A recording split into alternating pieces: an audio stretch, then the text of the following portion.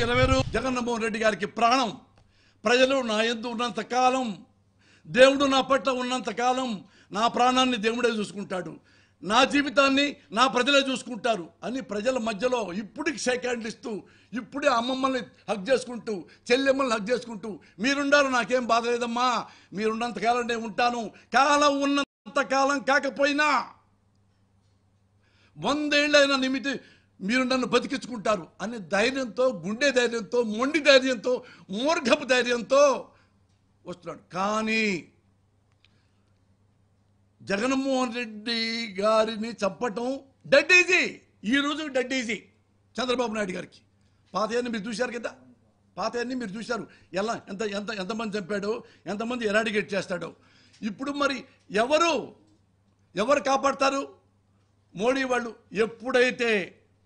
ఎప్పుడైతే నరేంద్ర మోడీ గారు పబ్లిక్లో నారా చంద్రబాబు నాయుడు గారిని పెద్ద అవినీతిపరుడు అని మళ్ళీ ఆఫ్టర్ ఆల్ 2 ఎంపీల కోసం మళ్ళీ ఇదే చంద్రబాబు నాయుడిని మేరా దోస్త్ దోస్త్ మేరా దోస్త్ అని పాట పాడుకుంటూ ఇద్దరు వాటేసుకుని ఇక్కడ ప్రెస్ మీట్ పెట్టారు. What a shame it is. Modi గారు ఇంకా మా జగన్మోహన్ రెడ్డి గారికి మీరు కాపాడతారా సార్?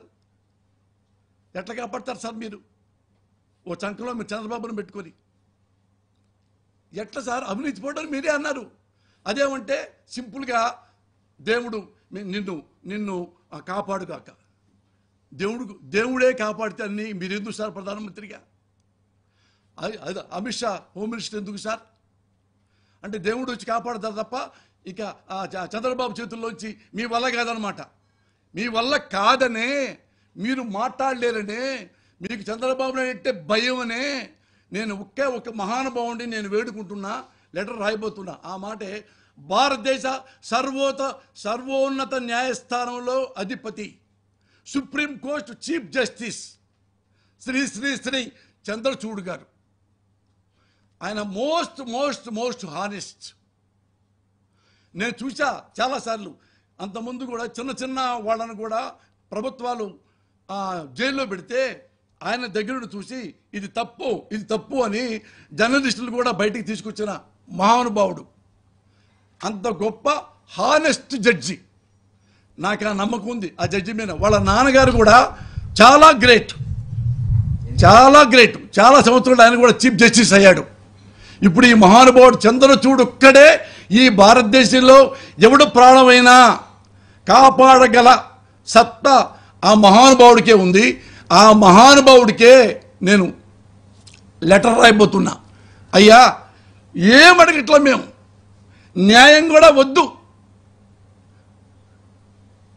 ఆంధ్ర రాష్ట్రం రండి, ఒక రోజు తిరగండి, మా ముఖ్యమంత్రి పరిస్థితి ఎలా ఉందో, చంద్రబాబు నాయుడికి అహంకారం ఎలా ఉందో, లెక్కలేనితనం ఎలా ఉందో ఒకసారి మీరు చూడండి.